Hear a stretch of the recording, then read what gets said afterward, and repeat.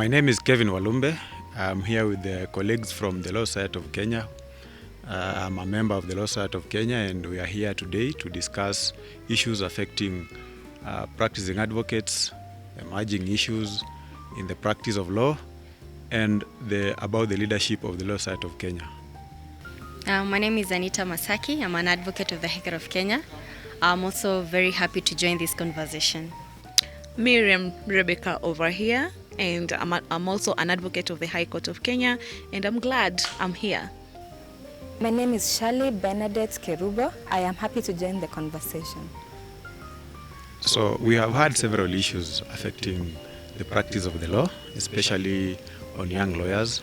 Perhaps, Miriam, you can address a few of those issues as we continue. Okay, basically for a young lawyer, speaking from a personal level, I will say that I've had a good experience since admission, and maybe the issues that crop in that really I've had colleagues talking about is the issue of mental health. Maybe from your end, have you heard of mental health from the mid-bar? Mental health has been treated quite superficially, but it is a very main issue that is affecting advocates. We have had the current leadership of the Law Society of Kenya coming up with webinars to address mental health, although there was one that was paid for and members were really jittery about that, saying that since the issue is becoming quite a noble issue that should be addressed, some of those webinars should be free. We have members that have undergone stress levels that are very high, and I think mental health issues should be among the top issues that to be addressed by the Law Society of Kenya. I don't know whether my colleague Anita has something to add. Yeah, maybe I can just say that mental health is something that cuts across the senior bar, the mid bar, even the young bar. So what really needs to be done is that one, I think there should be a lot of mentorship sessions, because you see, stress is something inevitable. It can come to you. It doesn't matter who you are. I think one thing that we need to do is be very, very vocal about mental health issues. Someone might just find themselves falling into depression because either they do not have employment or they have a lot going on. So I think even for us lawyers, we really need to have a work-life balance, because one of the reasons why there is a lot of mental health issues amongst our colleagues is lack of work-life balance. You will find someone, either they are so much engulfed in their work, they do not have time to take off and maybe relax. So we need to be taught on how to have a work-life balance, so that we can also know that there's life outside our work. And secondly, the present council has been very, very vocal about mental health issues. Like my colleague said, there's been webinars on mental health, and even I'm aware that there's an institution, I think at Chiromo, where if someone has really undergone so much mental health issues, you're admitted there so that you can be talked to. And also the Advocates Benevolent the Advocates Benevolent Fund also provides, if someone has been in that situation, they also take you so that you can see specialists and for therapy. So I think this is something we need to talk about because it is inevitable somehow. Yeah. And just to add on that, there should be more events on mental health, so that advocates can take, because by the end of the day, as advocates, we are counselors. So first thing clients come to us, we counsel them. We absorb their issues. So it is very important that if we could have more events. Sometime last year, there was an event that was carried. I think it was a football event. It was a mental health week, and you could see advocates coming out to play. Now at least it reduces down the pressure. Yeah. So if more events can be conducted, can be organized, at least it will take the pressure off, and it will assist us more. From where I sit, to be able to address the issue of mental health from the root, we first need to look at what are these issues which are contributing to the deterioration of mental health among advocates? Because mental health issues like depression, these are not just things that happen, there are some triggers. So we need to look at those contributing factors. And that is why we are here today to discuss issues affecting advocates in the practicing space. So once we see how to assist advocates to navigate those problems they are facing, the issues they are facing in their day-to-day life, bread and butter issues, practice issues. My colleague Anita and Walumbe, you are practicing advocates, you run your own law firms, and you are aware of the many practice issues facing advocates like who are navigating that space, and also issues of mentorship of young lawyers. I'm a member of the Mid Bar, and I have been a young lawyer quite recently, so every lawyer understands how difficult it is for a newly admitted advocate to navigate this space, whether they are going to join employment or end up running their own law firm. There's some sort of lack of guidance on how to transition from one space to another, and I believe that if senior lawyers and other even members of the Mid Bar would come up with a way to help young lawyers and mentor them and coach them, it will ease the burdens that they are facing as you grow upwards in the profession, so that you can reduce instances which are likely to cause mental health problems. And I'm glad we are having this discussion, because I believe that we should be more proactive within LSK matters to ensure that we have a leadership that creates an enabling environment that is able to address issues affecting lawyers before it gets to the point where these issues are leading to people now suffering mental health problems. And maybe I would like to put it to the rest of my colleagues here. What do you think the current leadership or even future LSK leadership can do to help address issues affecting advocates? And maybe you can mention them, like I've said, you're in the practice space, so you can mention like the main issues of concern facing practicing advocates, facing newly admitted lawyers like my colleague here, and maybe the suggestions that you have that maybe you feel the leadership should have done better to assist advocates in that space, and what you're looking forward to in the future. Currently, we used to have, when an advocate joins the bar, we used to have that 2 years practice under somebody who has practiced for more than 5 years before you can open your own practice or go it alone. But currently, once somebody is done with the Kenya School of Law, is admitted to the bar, they are free to open their own practice, even without having practice under somebody. So you find that it is quite difficult to navigate the practice of law without having somebody to guide you, or without having worked under somebody to see how are the accounts done, how is handling clients, how do you handle finances, how do you handle times when there are no clients and you don't have money. So we need to find a way whereby there can be guidance to young lawyers, as you have said, mentorship. But mentorship does not go to providing funds to young advocates. So one of the ways that young advocates can, back up their practices, once you start practicing and you have a few coins here and there, join the Law Society of Kenya Sacco. Save once in a while. You get a boom, or clients pay you. Save, because when there are those dark times that you have nothing, then you can fall back to maybe loans from the SACCO, where you can back up your practice, even starting an office or buying good furniture, or the practice of an advocate is even the image.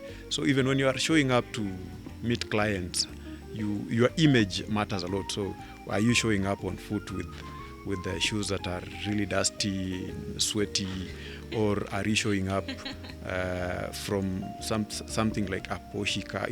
You don't get such out of nowhere if you are practicing like really open practice without cutting corners. And By cutting corners, I mean there are those people who say ni deal inaiva hapa na pale.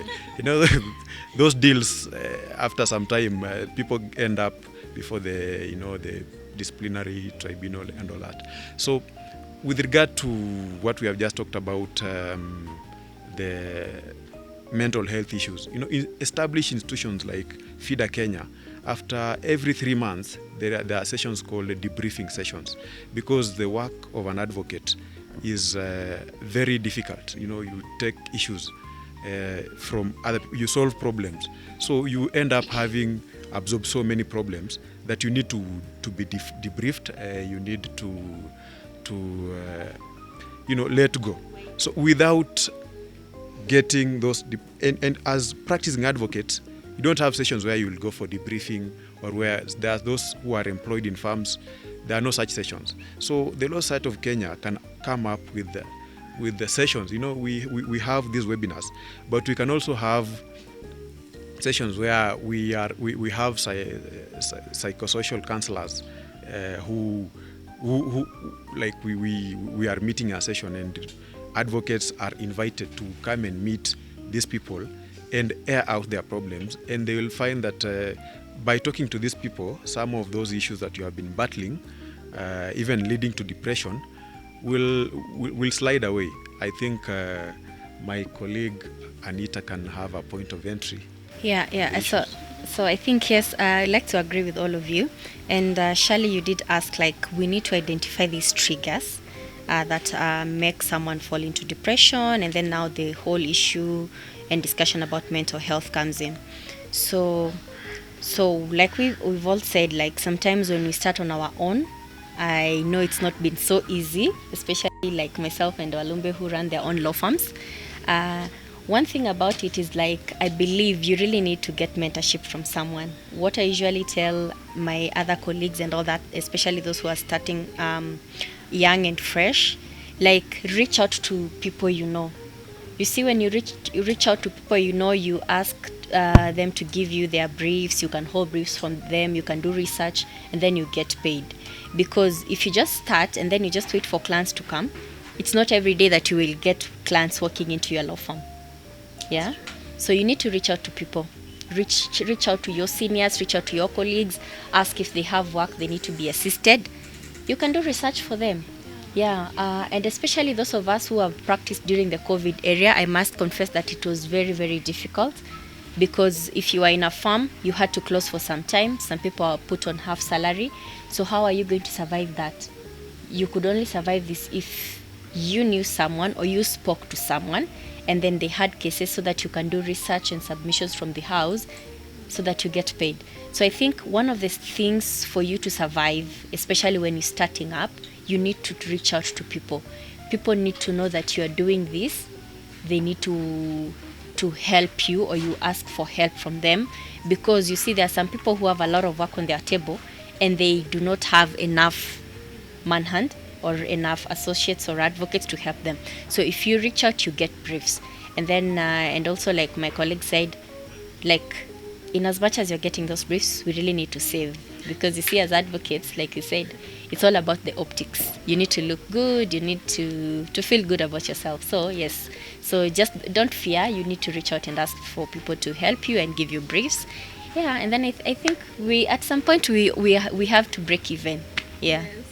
So just to comment on Walumbe's, my colleague, statements as to, and when he was responding to your question as to how they can assist young advocates on the issues of the mental health, or what can be done.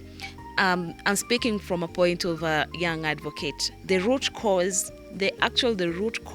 why young advocate goes actually to venture on their own once they have just been admitted, it's because of the toxic environment they were in during pupillage. So someone is like, me nikimaliza tu naenda nafungua farm yangu. So you see, someone is ready to open their own law firm just to run it, even if they don't have enough experience. It is because of the toxic environment. So one thing that I will say that can help us as young advocates to stay at least under a senior for 2 years. We gain enough experience, and then now we can venture out on our own. Is that at least let seniors also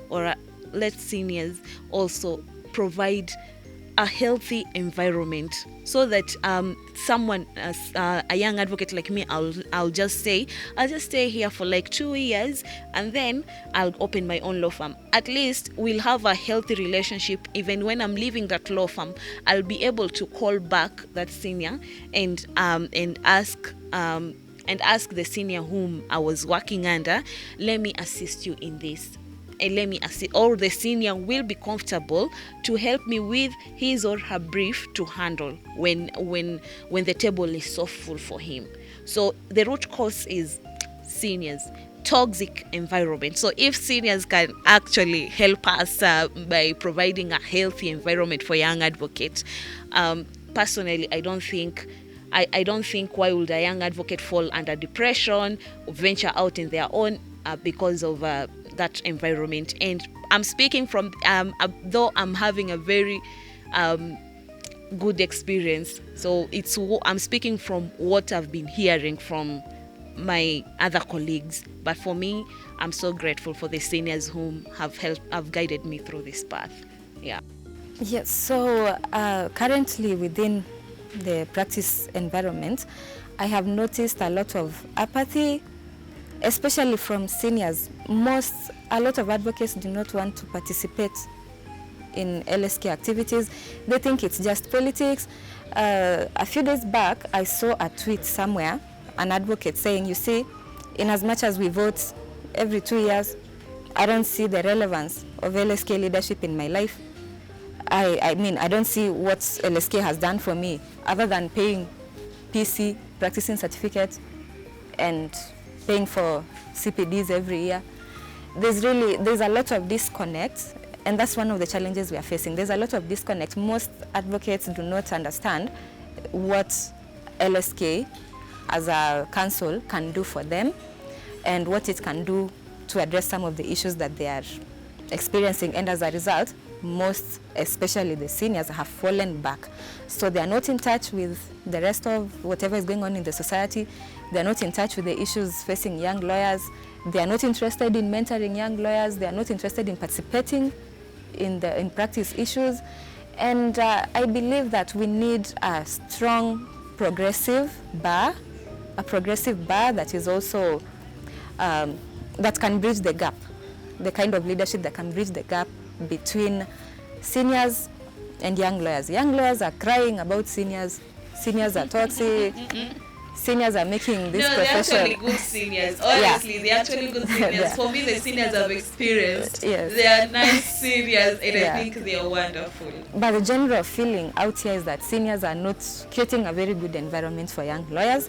And then seniors also feel like they just feel out of touch with all this. Wakiona siasa, hii ni maneno ya young lawyers. You can see all these aspirants, when they are looking for votes, they come to young lawyers. Like, young lawyers, okay, I don't know if I qualify to be a young lawyer, but let's say someone of my year of admission and below.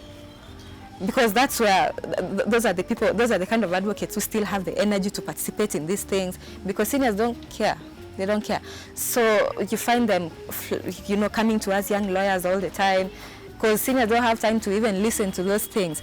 So I believe we need a leadership that makes us want to be involved again. And we need someone who is stable enough, someone or people, like it's a council of 11 members, who is stable enough, who is grounded, who can be able to bridge the gap and unite us together, bring stability. And I feel like that is how most of our problems will be solved, because as we have discussed the issues that we are facing as advocates, the general idea is that for us to be able to solve these issues, we need to be in touch with each other. We need to be in touch with advocates who are more experienced, who have walked this path before. We need to be in touch and hold our leadership accountable, because I believe the problems we are facing, there is a way that the leadership can make these issues, the problems more palatable, like the burdens more easier to carry. such that we don't always have to find solutions among ourselves that, okay, I'm facing this issue, so it's upon me to go and look for a more experienced person to mentor me and all this.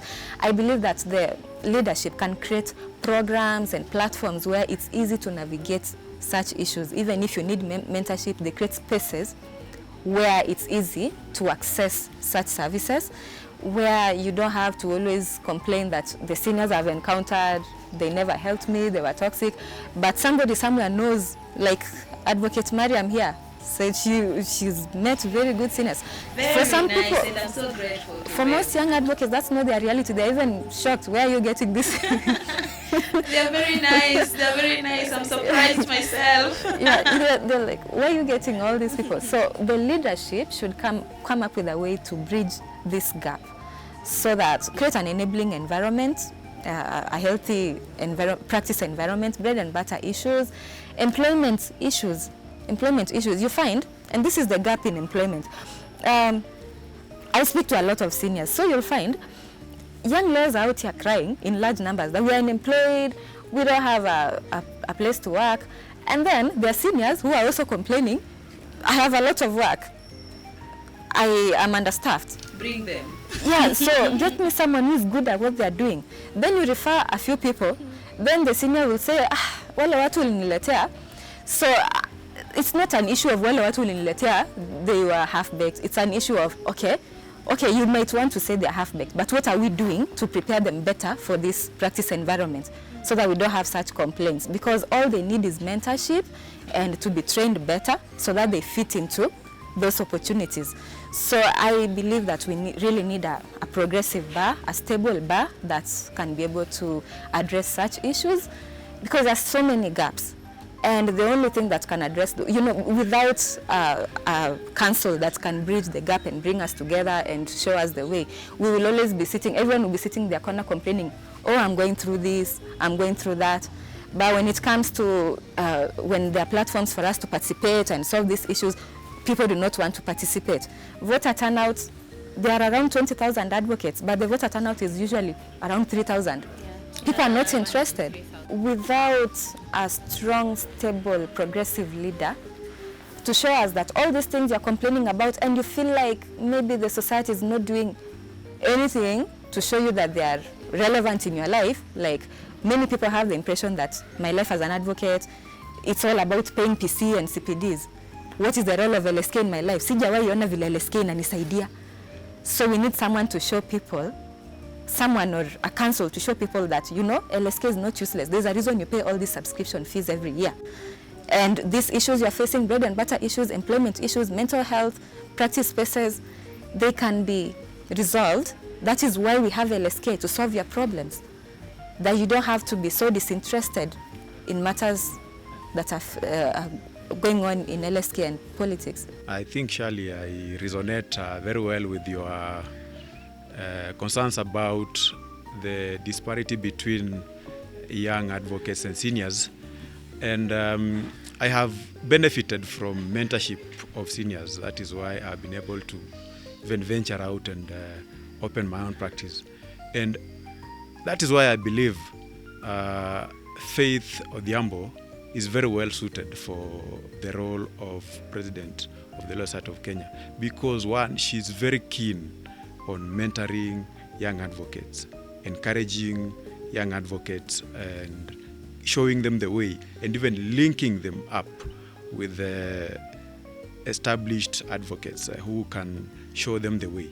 And this council needs somebody who is not only interested in fronting their own personal issues, but about advocate practice issues. You have talked about bread and butter issues.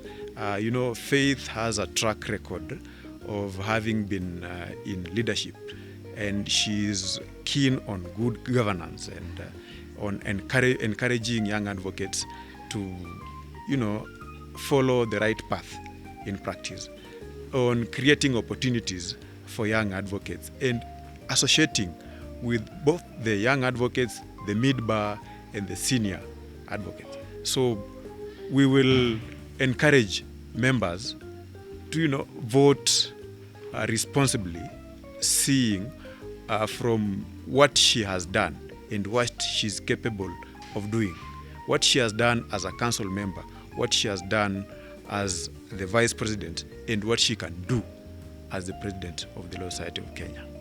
Yeah, I want to agree with you, my colleagues, because like Shirley said, the reason why some people feel left out is because maybe they are sometimes disinterested. I don't want to say that they're ignorant, but maybe they're disinterested. Or maybe like sometimes they feel like, whom will I talk to and all that. So that's why we need someone who's bold, tenacious, and someone who's approachable. Yeah, and this we have seen it in Faith. Faith has had the advantage of being in council since the 2020 council, and now presently she's the vice president. She has been very, very vocal about mentorship. I believe everyone here can attest to that. Yeah, Faith is someone who's approachable. Faith is someone who's bold, and we have seen her work. Yeah, she has mentored people. She has even when she used to convene the Public Interest Litigation Committee, you could see what she was doing for us. So this is why we ask all of you here to vote for Faith. It's time for us to have a stable, progressive bar. In her leadership, I believe we are going to take the society to the next level. And also, this is also to urge all the advocates out there. We need to be counted. We need to show up in numbers and vote. Like my colleague said, right now we have like over 21,000 admitted advocates. And unfortunately, in the previous elections that I've been able to vote in, only 3,000 or even less than 3,000 show up to vote. Yeah. So, and then again, I understand that 9 new polling stations have been set up for the coming elections. So if there was an issue about if someone is unable to get to a polling station, so I believe among the 9, 1 will be near you. Kindly show up and vote for Faith. It's time for a stable, progressive bar. Thank you. I totally agree. I do agree. It's time for a stable, progressive bar. And as a young advocate, I really want to urge my fellow young advocates to vote for Faith, a responsive leader.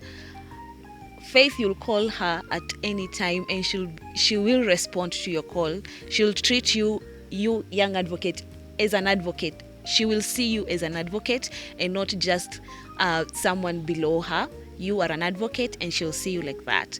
So vote in a responsible leader, and a responsive one, and one that can easily be approached anytime. Vote Faith. Vote stable, progressive bar. Let us have faith in faith. I have faith in faith. We have faith. We have faith in faith.